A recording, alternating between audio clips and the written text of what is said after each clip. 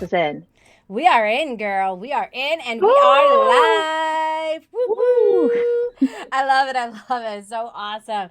You guys, I'm really excited. You may remember Abby from last week. We were talking about like how all of these tutors inside of the Jumpstart Your Online Tutoring Business Masterclass ended up getting so many clients. What were their secrets? And during each class, I tell them that the person who gets the most points, not the most students, because this is about taking action, but the person who gets the most points becomes my Tutorpreneur Hero Award winner. So today I have Abby with us, who is our Tutorpreneur Hero Award winner. Woo woo! So you're going to get to hear her story in just a second.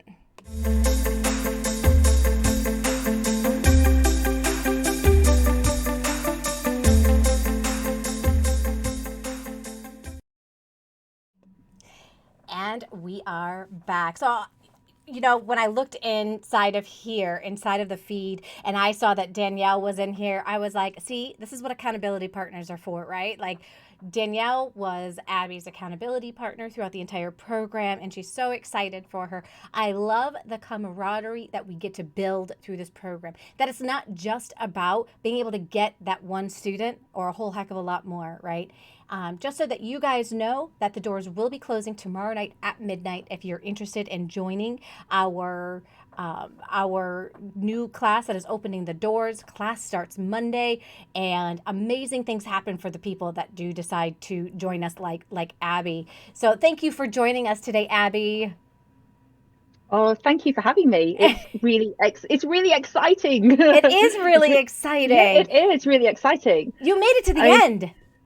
I did, and to be honest, a bit of me is going, phew, it's week 8, I can relax. But Yes. then the rest of me is going, oh, okay, so I don't need to submit homework after this week, but I know I want to do this on my website and this with my mailing list and this with my Facebook.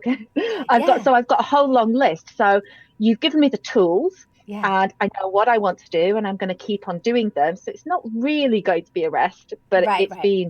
it's been one heck of a ride. Yes, yes, it has. So, I always love asking like tutors this one question, and it all starts with your childhood, which I know kind of sounds weird because this is about tutoring and your tutoring business, but I feel like for me, when I became a tutor, one of the reasons that I became a reading tutor is because I struggled with reading and it was like just a part of my story. What was math like? Because you're a math tutor. What was math like for you when you were a kid growing up?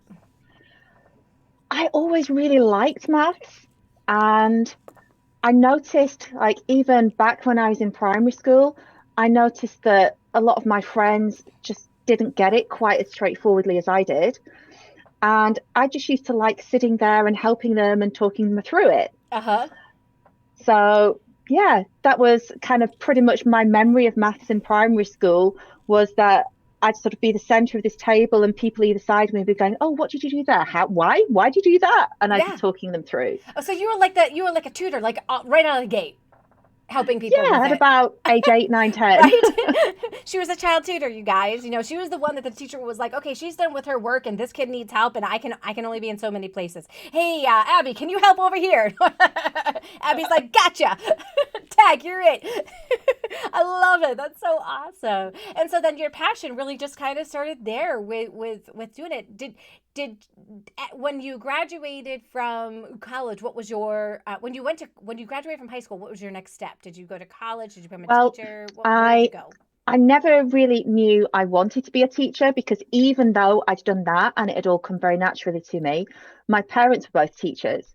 So I'd kind of gone like, oh, my parents are teachers. That's the one career path I'm just not going to look at. Hmm. I'll look at anything other than teaching because, well, I wouldn't just follow. I need to forge my own way. Right. So I did my A levels, and then when I went to university, because I was really good at maths and at physics, um, some of the teachers got really excited and went, "Oh, you'd be amazing at mechanical engineering because that uses both of those, and there's hardly any women do it. So go do mechanical engineering." So I just sort of followed that path without thinking really whether it was what I wanted to do. It was more a case of they've said I can do it because it's the subjects I'm good at. So off I go to university. And university was tough because I didn't love mechanical engineering. Oh no. I didn't love mechanical engineering, and I was in a class full of boys. And not only was I in a class full of boys, because it was, a subject dominated by men, but I went to Scotland, and the way that Scottish universities work is if you've got good A levels in England, you can go straight into second year at uni Yeah. because their kids start uni a year earlier. So I thought, I'll go into second year because I've got my good A levels. And little did I know I was the only person in the whole university who went into second year. All the other English students went into first year and partied. So Oh no. I went into second year to a class full of people who'd already been bonding together on the course for a year, doing something that I didn't know, that I was a bit unsure of. And I was just like, oh, need to survive this. Right, right. And so it was a tough experience for you. So then what did you do when you realized I don't like mechanical engineering? I yeah, I ended up having some time. I was like, okay, I really need a change. What am I going to do? It's not good for me being here. I realized I wanted to be a teacher. So I got myself a place at a different university doing PGCE, which is generally in the UK, that's a 1 year course to become a teacher Mm-hmm. that you do after you've already got a degree. But because I'd done my degree in 2 years, I thought no one's going to take me seriously as a teacher. I'm too young. So I took a 2 year conversion course.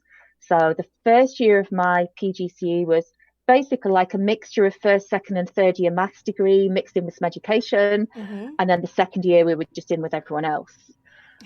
So, yeah. So you did decide, you know what, maybe teaching is my path after all when you got there. I did. And I did that, and it was so much better for me. I loved it so Mm. much. So then did you start teaching right after that? I did. I went straight into schools after that. So I went into schools, I think it was back in 1997. Uh-huh. So I went into teach in a large comprehensive school. So children from age 11 up to, oh, it was up to A level. So it's up to age 18. And I was in my first school for 3 years. And then I moved to the area of the country that I'm in now. Uh-huh. And I stayed in schools up here for about the next 16 years after that. So nearly 20 years in schools altogether. Oh, wow. That's a long time, isn't it? It is, and it is so intense. Yeah. So I loved my job, and there was the last school I taught in. When I started there, that was my favorite school I ever worked in because it was tiny and you knew the kids so well. And you knew every single child in the school, and they knew you, and they'd come and chat to you in their break times and tell you what they'd been watching on TV. It was just so nice. But when I started there, I was so passionate about what I was doing. I wanted to make it wonderful. I'd be at school by 7:30 in the morning. Mm-hmm. I wouldn't leave school till 7 in the evening. The Mm-hmm. caretaker would be kicking me out, and then I'd be bringing 3 hours worth of work home with me. Yeah. And then I had a child. Yep. And Oh I my was just like, gosh. nope, that's not going to work. Nope, I'm not putting in those hours anymore. So Mm-hmm. I stayed there, but I went part time. Oh And my then I had gosh. my second, and then I had my second child. And after I'd had my second child, my school actually closed because it was so small that they went, oh no, it's not financially viable. We will close you and send pupils elsewhere. And they kept me on because there was a handful of pupils who needed to stay on at that school because they were halfway through their GCSEs. Mm-hmm. And they begged me to stay there and teach those. So my last year in the public school system, I was in a school with 23 children. Oh, That was it in the whole wow. school. Wow. The head teacher was my teaching assistant for half of my lessons. I was on my free periods, I was a teaching assistant for the science teacher and the English Oh my teacher. gosh. As well as my lessons, I was pulling kids out to do one-to-ones with them or like small group work. Uh-huh. Even though it's 23 kids, they were still in two sets. Uh-huh. And when you add up all the stuff, it was still a full timetable. Oh, for sure. And after that, I looked at that and I was just like, that was a really intense year. It was an amazing experience. But in some ways, it felt like it had broken me in terms of working in a school because I couldn't consider going to a school with 1,500 kids and Mm-hmm. having to teach 9 classes of 30 kids anymore. I was like, where's the human contact? Right. I've gone down to this level of knowing the kids so well and really being the person that helps transform them. I don't want to be in a classroom thinking, who's that person? Is it this one or this one? I don't know who you are because there's so many. Right, Um, exactly. yeah, Oh my gosh. There are so many similarities between your story and my story. Like, kids changed everything for me as well. Because it really starts putting things into perspective for you. And it's like, I am working some ridiculous hours right now. And so, it kind of comes down to like, do I want to continue to do that? And then just the politics of the system just started wearing down on me. And I thought maybe a change of school would make things better. And it made everything worse. And I was like, okay, then I got sick and I had to get pulled out. And I'm like, that's it. You know what? I'm going to figure out how to work from home, be a mom, and do something. I told somebody I'm going to be a work at home mom. They're like, oh, is that what they're calling it these days? And I'm like, no, I really am. I'm going to find a way to be able to work from home and stay home with my kids. Like, were you thinking because I was going to be a stay-at-home mom, I was calling it a different job name? Like,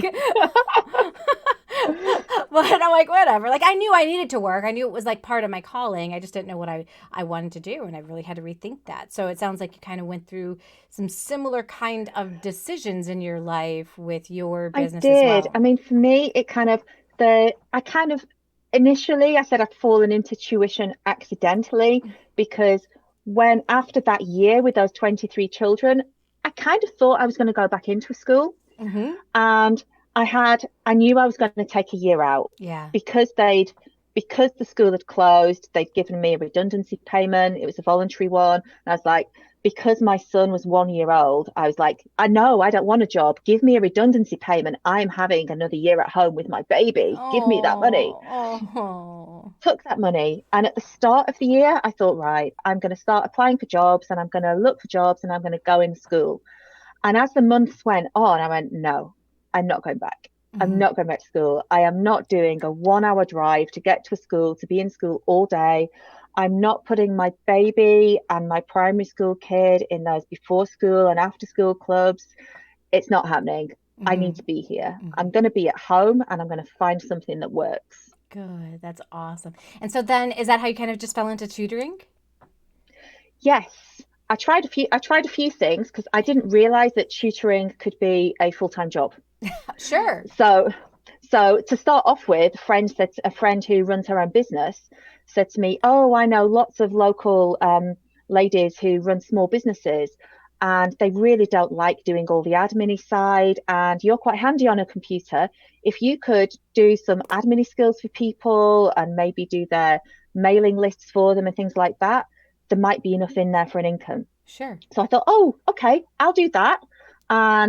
And then a friend contacted me and said, I know you've not advertised you're doing tutoring, but I know you're a really good teacher. Would you tutor my kids? I went, oh, all right then. So then I had this thing for at least a year where I was balancing those two things. And I'd just let it be known at my child's school, like, oh, if anyone wants any help over the holidays, I'm here, I can tutor. Sure. And that grew from there. And then what I noticed is when I was doing the tutoring, I loved the tutoring and I did not have an issue telling people my price because this is what I've spent nearly 20 years of my life doing at that point. So I will help you and this is what it costs. Mm-hmm. And when it came to saying, oh, go on then, I'll do your admin for you. It was like, well, I really want the work, but I hate discussing the price. And when you give me the work, it's kind of sitting there on my shoulder, like, you've got to do this work. You don't want to do it, but you've really got to do the work. Mm-hmm. And I looked at it and went, why am I doing that? Why am I doing that? There's like, Mm-hmm. I'm a teacher. Why am I worrying about what to charge for Right. something that doesn't excite me when I'm a teacher and I can do this? Yeah. Absolutely. Oh my gosh, I love that. And so then you just started kind of growing organically, didn't you? It did. It grew organically because one thing that had happened while I was thinking that I'd be someone who could help local business ladies is I'd got in a really good networking group on Facebook. Mm-hmm. And in that networking group, people had gotten to know me, and quite a few networking groups on Facebook might be like people go in once a week to put in their advert and then they'd never do anything. And this one I was in was fantastic. It had a different theme for each day, you know. So on Monday, you posted something motivational. On a Tuesday, you give business tips. On a Wednesday, you can post something that's coming up that you've got on Thursday. You know, so there's a different thing for every day of the week. And on a Sunday, people would shout out about someone who'd been really helpful to them. So I took part in that group quite actively, making sure I tagged people that I knew. I commented on their things. I bought from people in that group and they all got to know me. And it got to a stage where suddenly, anytime anyone posted in that group to say, does anyone know any tutors? Even if they asked about a different subject, there'd be about 10 people go, Abi Doughty, tutor, Abi Doughty, Abi Doughty.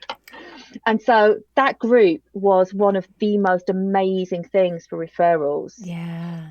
And I would just find that it would be a bit strange sometimes that I would know that there were 2 other maths tutors in the group. And whenever anyone asked about a maths tutor, at least 10 people would put my name. So then I'd go on the post and say, right, I'm really happy to help you. And here's a link to my website if you want more info. But here are the names of 2 other tutors if you want to check out who else is here too. Nice. Because it just got to a stage where it felt like there are other tutors here and people are shouting out me. So I need to make sure everyone else gets a voice as well. Wow. I don't want them to think that I'm the only person there and it's like a bit of a mob and have this person or no one else. Wow. You have really just given some really powerful success tips right there. So many people are scared of the competition. And you invited the competition. You were like, look, I want to make sure you're choosing the right tutor for you. And you probably had so many students too, you probably couldn't have taken them all on either at that point. And were they in person or were they online? At that point, they were all in person. Okay, so you started off with your in-person tutoring and then COVID hit. And then COVID hit. And the week that we went into lockdown in the UK, I was seeing 30 students a week, all one-to-one, all in my home. I've never done driving to other people's homes. You know, so they'd get in touch and like, do you come to us? No, you come to me. Yep. So it was one after the other into my home, 30 of them in a week. Yep. And then I think was the lockdown announced on the Friday, and I did my first online lesson on the Sunday. Nice. Yeah. Wow. So you were like, you were all in on that. You were like, look, okay. So how many of your students that you were working with now that were coming to your home moved online with you? Well, the big problem for me was when they cancelled the GCSE exams. Because when I was having 30 students, the reason I had so many is one thing I really, really specialize in is that exam prep. I've been a senior examiner with one of our main exam boards for maybe about 11 or 12 years now. So, I mean, anyone can help prepare kids for exams, but I've got the real insight into this is how we market. And no, don't worry about that. All you need is this and this. And so when those exams were cancelled, I think at least 17 of my pupils were preparing for their exams in June. So if your June exam's cancelled, you're not gonna carry on with tuition. There's no point. No. Because what are you now preparing for? What are you studying for? The goalpost has just disappeared. So I think 17 disappeared completely because they were on the GCSEs. And of the 13 that would be remaining, I think I moved 10 over straight away in that first week. Nice. So it wasn't like you had to hit ground zero all over again because of COVID, which is nice. No, it was. I'd seen that lockdown was coming, and I'd had parents for a couple of weeks messaging me going, oh, I'm just wondering, are you still happy to do face-to-face? So I'd been doing preparations for 2 weeks before our lockdown happened. I'd been looking at all the different whiteboards. I've been playing around with them. I've not done any live lessons, but I've been like going on a whiteboard and sending my husband a link and going, click on the link and let's just see if it works and let's just try this. So I'd been testing it out. So then when parents had said, are you still doing face-to-face? And this was before the lockdown happened. I'd said, I am doing this week, but I'm seeing fewer and fewer people because I think we're going to be online. And from Monday next week, I'm going to be fully up and running with online lessons. Mm-hmm. And a couple of parents had said, okay, that's great. If lockdown doesn't happen, we'd still like to come to you in person because our internet connection is terrible. Okay. So I'd had it out there. I'd made sure that every single parent who was not a GCSE pupil had known that online is coming. I will still be here. This is still an option. Right. Awesome. That and that's perfect. And then Jumpstart. At what point did Jumpstart, your online tutoring business masterclass, start during this process? Oh, it was probably, did it start after we'd been in lockdown for maybe 2 or 3 weeks? Okay. So I had my 10 pupils. I've built up a bit of experience doing online. Uh-huh. But what I'd never taken the time to do is put lots of different systems in place. I was a bit erratic.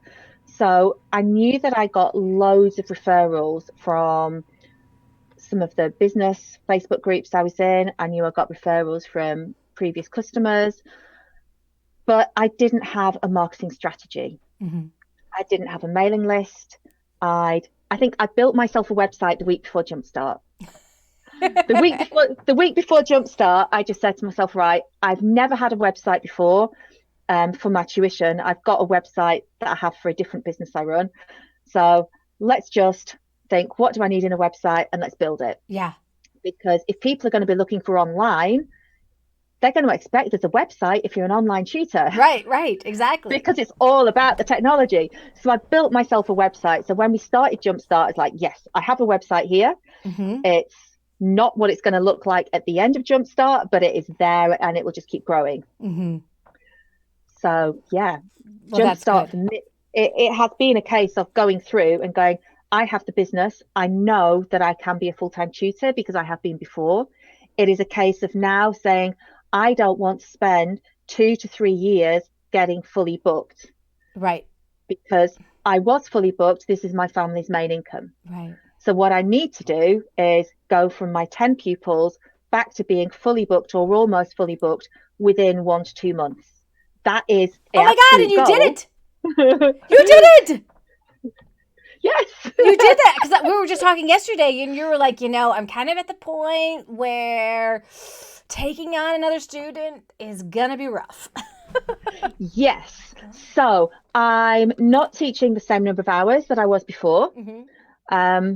One huge difference now is that both my children are at home with me. Right. My 11-year-old, he's fine. He's doing online schooling.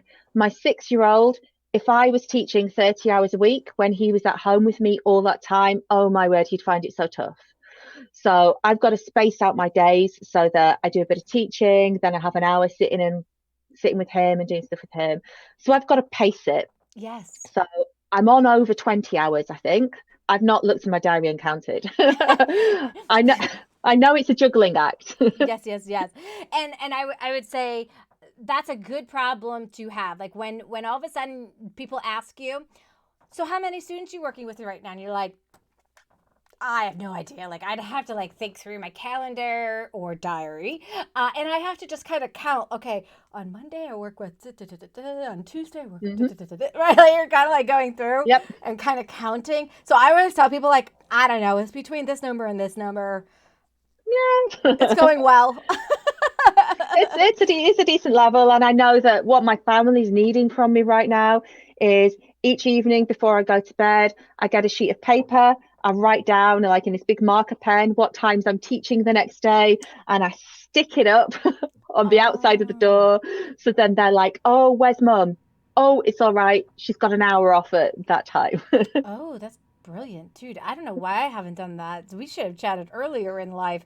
I still have my kids are always coming on up to me, and my husband and I share a schedule, so he can just look at the calendar anytime he wants to, and he can see it all there. My daughter will come on down and grab my phone.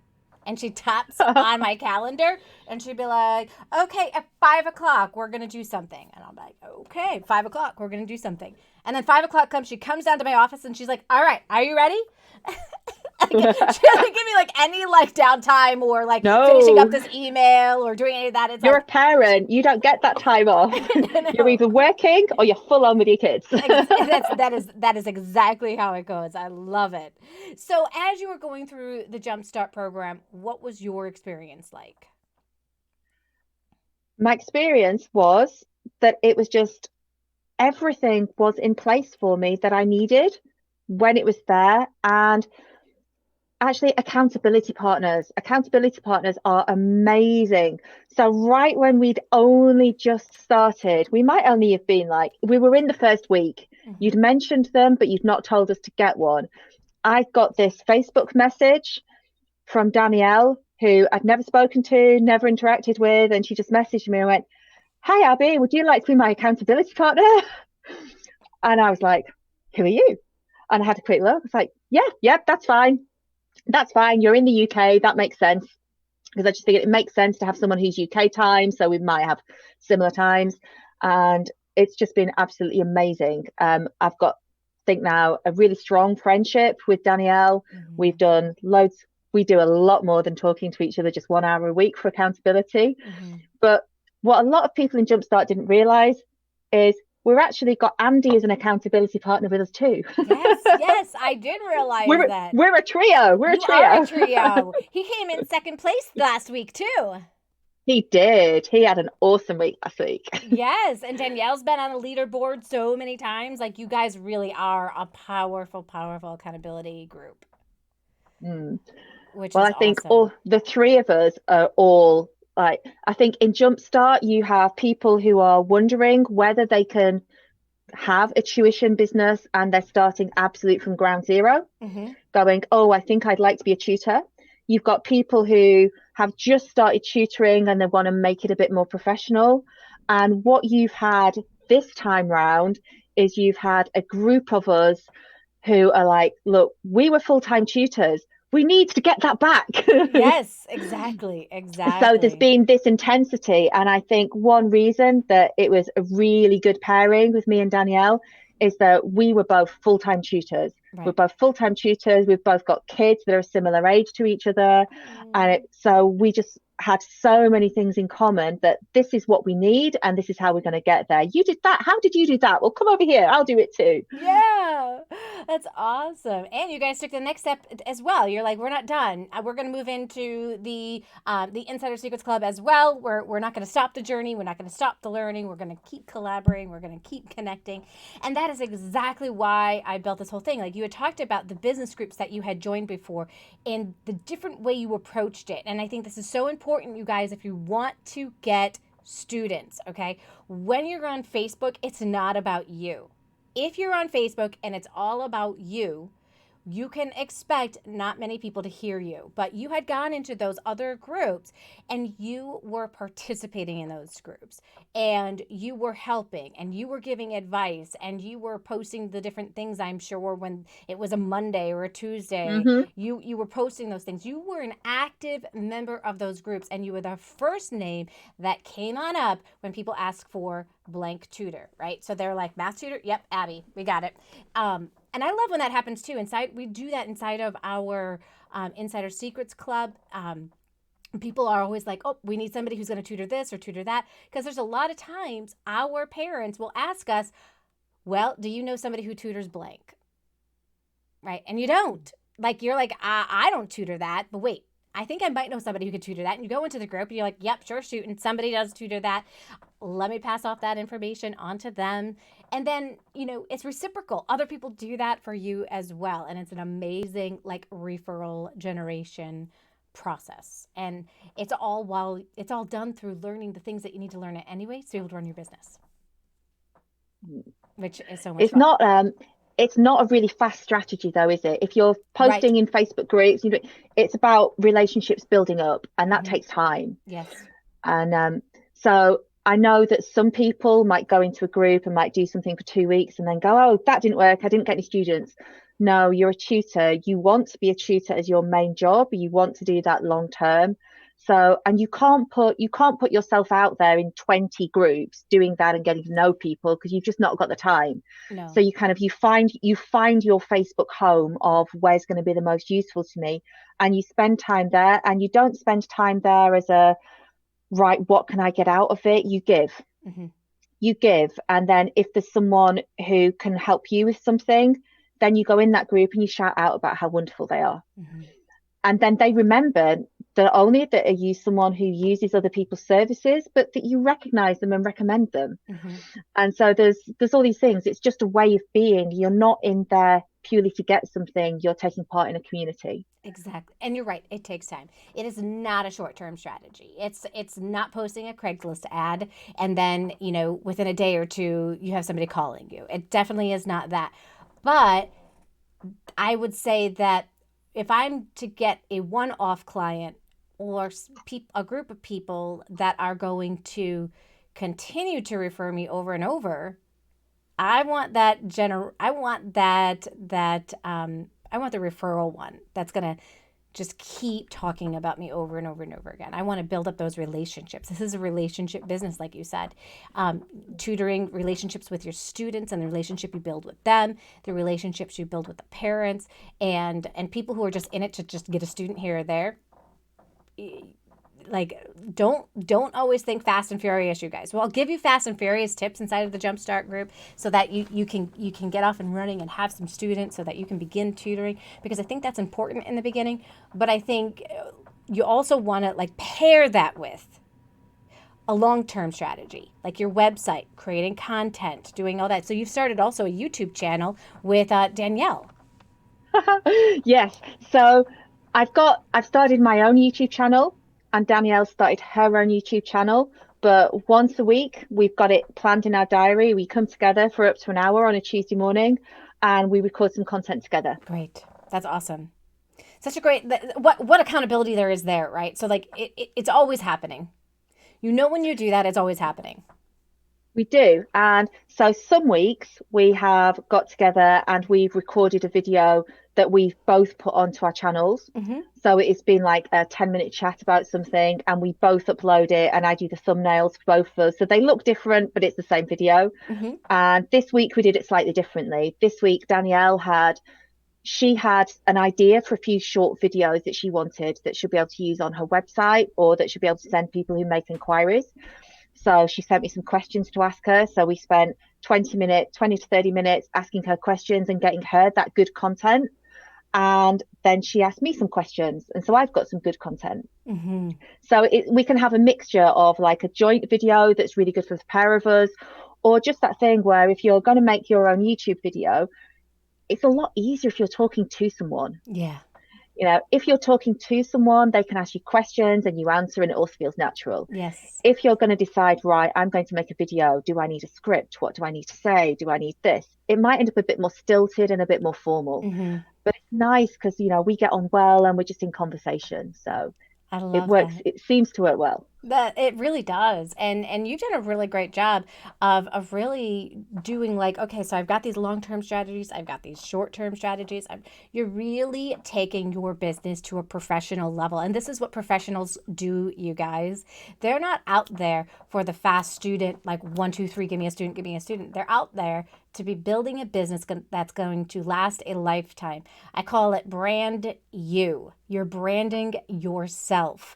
And that is not something that is done overnight. McDonald's wasn't a household name the first McDonald's that they opened, right? So it takes time to build a brand, and that's what you're definitely doing. I want to say a huge shout out to Danielle, who's in the chat here. She's just supporting you. She's giving you boom chas. She's like, woo woo. She said, "I love you, Abby." She's like your biggest fan. She's like, go.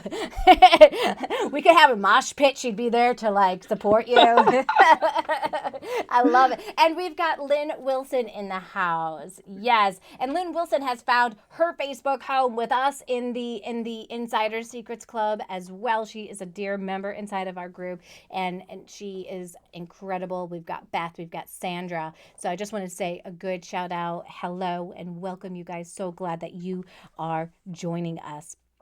Now, I was actually bringing up, you didn't know I was going to do this. I was bringing it up. I was taking a look at some of the stuff that Abby created while she was on her journey with us. So I'm going to share my Oh screen my here. word. Ah, she didn't know I was going to do this, but You've been raiding my Facebook. she's following me. Oh my gosh, she's a stalker. I went on to her Facebook page and I saw that she had this picture. And this is one of those things you'll notice. I bring this out because I want to share with you guys the language and the difference here of what's going on. Because in the beginning, it's all about like, oh yeah, if you need a tutor, hire me, right? And we put little different things there. We put how many years experience we have, all those kinds of things. But notice what's different here. Calling all year 10 pupils, she's specific. Wait, well, what about the year 9s and the year 8s and the year 7s? You're not going to get any of them.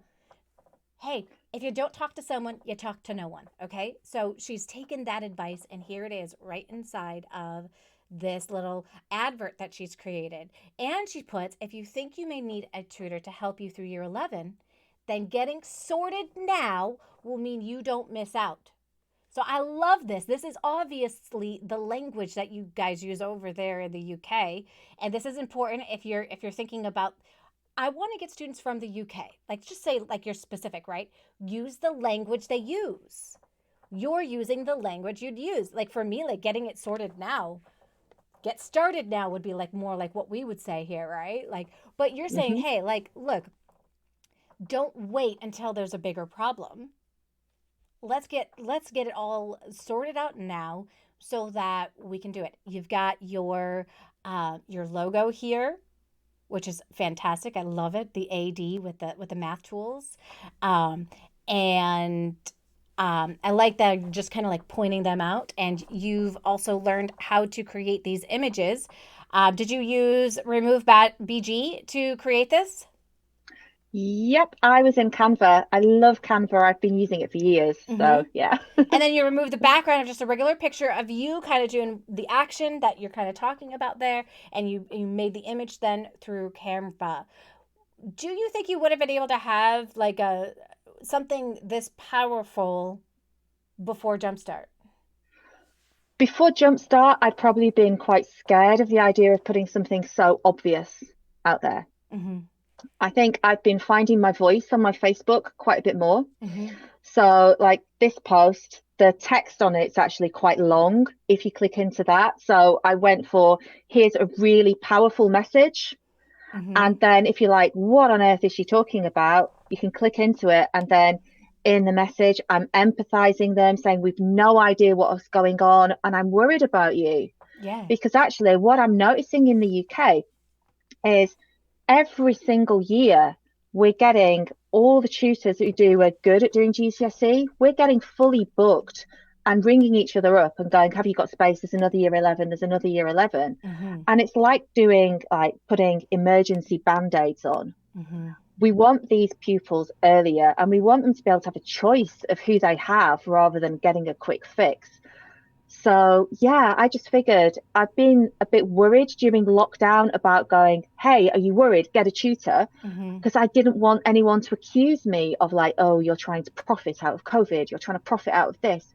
I thought, actually, no, I'm getting pretty much all my new students I've picked up over the last few months have been year 5, year 6, year 7, year 8.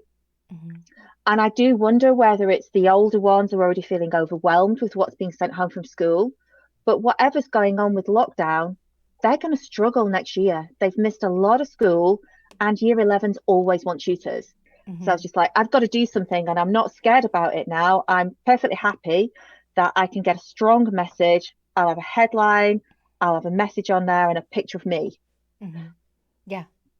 I love it. And yes, you've got a message here that people can kind of like they can read this. It's almost like a blog post in a way, right? Where you're sharing your concern about what's going on. You're not judging anybody, but you're being empathetic with the situation where the students are at. I love this. It's fantastic.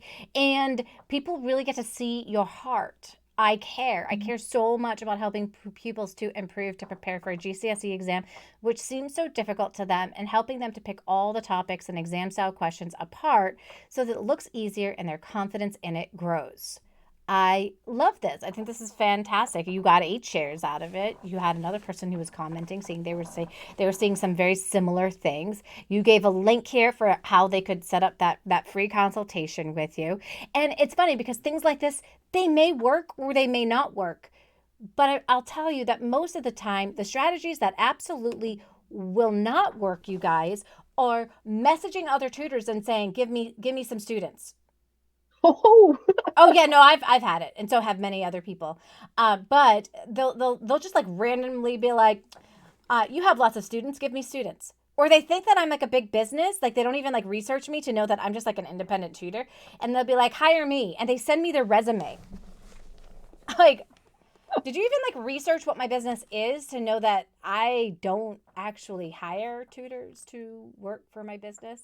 Like, you just assume that everybody who has a tutoring business has other tutors underneath them, and it's very interesting. And here, you know, you are going about it from the absolute perfect way. Here's my concern. Here are the things. Here are the ways that I can help. But you don't say, here are my credentials, everyone. Here's how many years I've taught. no. You've told it in story form. People will always connect with a story more so than they will connect with your credentials or your experience. Experience is important, but it's not everything. It's only part of the story. It's not a complete story. I mean, I could have had, taught in a school system for 2 years and gotten fired and just not tell that part of the story, right? Or actually, you could have, I mean, one thing I noticed back when I was in schools and I started observing other teachers because I had a role that was mentoring teachers is I'd always assumed that all teachers were pretty much the same. And when I started mentoring teachers, I was like, oh my word, you made that sound so complicated. And people have different teaching styles. And some teachers are like really easy for kids to get on with, and some teachers are really stern and kids wouldn't ever say much. And it's also different. You've got to show them who you are because actually they're going to be spending time with you. And if you're not someone that they think their child will get on with, then that's never going to work. It will never work. Your personality and how the child reacts to your personality is a very huge piece of the puzzle. And parents can tell. If the parents have to fight to get their kids onto the session, it's not going to be a situation that's going to last very long. No. That was the problem they're trying to solve. Like, that's half the problem they're trying to solve. They're trying to solve the problem of, I don't want to fight with you anymore. I want to get you help. But if me helping is going to be leading to arguments and fighting and ruining our relationship, I don't want that anymore. I want to hire somebody who's going to help with that piece. And if the person that they hire is like getting on with the same kinds of issues, so long, see you later. They're going to find somebody else who can connect with their child. Not all of us are going to connect with all children. And that's not something to take personally, guys. If that happens to you, if you lose a student. I know some tutors, like when they lose a student, they're like, oh my gosh, like, what's wrong with me? You know what, you guys? Unless you're getting some specific feedback from people, don't take it personally. You had some really great advice earlier. We were kind of chatting one-on-one, and you had said, I know that when I lose a student, another one's going to be coming. Right? It feels quite different depending where you are in your tuition journey. It does. So in the very early days, perhaps when my son was like 2 years old, I think I had 4 students. So if one said they were leaving me, I was like, oh, that's a quarter of my income. Mm-hmm. Because it felt, and because everything was just so very early on, and it just felt like such a big deal. Yes. But then you relax into it. You realize that the people who are with you are the people who are supposed to be with you. And there's always kids out there needing help. Mm-hmm. There's always kids out there. And if you're the right person and you put yourself out there, then they will find you. Mm-hmm. So what are some of the other strategies that you've put in place so that students can find you? So I've got my Facebook page. I share things into various groups. There's a business group. I'm in a couple of few mums and dads groups as well. And in the mums and dads groups, I'm not going in there to sell. I'm doing a video every Tuesday where I'm like a teaching thing where it'll just be shorter than 5 minutes. I'm like, here's a question. I'm going to do a video showing you the solution of it. And then I'm posting in the groups saying, is there any work you're being set from school that you're really struggling with? Send me a picture of it and I'll do a video for you. Your work that you're struggling with will be my video next week. Cool. And they've not sent me work yet, but those comments, those posts that I'm doing in those groups are getting a lot of interaction. Okay. And some of those groups are groups I've only just joined in the last 2 months. And people are tagging each other to come and have a look at the post where I'm teaching something and offering something. And my husband is saying to me, oh, don't give too much away for free. Don't give. I'm like, well, I'm not giving anything away for free. I'm showing them that I'm someone who can help. Exactly. And if I'm showing them I'm someone who can help, then what am I giving away? They wouldn't know I existed if I hadn't shown them I could help. Yep. So I'm in those groups. I've been tweaking my website. So I've been putting some keywords on my website. I've been playing around with the format of it. So then we've got the empathy map we did with you. So I took some of the writing on my website, went, oh, I don't need that to be all about this. I need it to be about the people who are coming to me and what they're struggling with. When I looked at all my keywords, I found some keywords that actually some of my YouTube videos that I've made were based on my keyword research. Nice. So some of my YouTube videos I've made were based on my keyword research, where if you looked at video results, there was hardly anything with that exact search term. So I made the video, I put it on YouTube, I embedded it on my website. I wrote like a little blog post above the embedded video on my website and gave it that title. So I'm just giving myself more and more and more opportunity to be found. Absolutely. And really that's the whole goal, is being able to come up with that content marketing strategy so that people can find you versus you having to go on out there and continually have to find them. It's a better position. It's kind of like chess in a way, right? You want to put yourself in the best position. And if you're always putting yourself in that one move position versus that long-term position, I don't really even know how to play chess, so this is probably like the worst analogy I could give. Maybe I should use checkers as my I'm more of a checkers girl. But I do know you want to get that knight, right? But if you always have that knight kind of protected, you're in a good position to be able to win the game. And that's really what we want to do here. We want to get more and more opportunities for people to see us, know us, like us, trust us, call us. Right?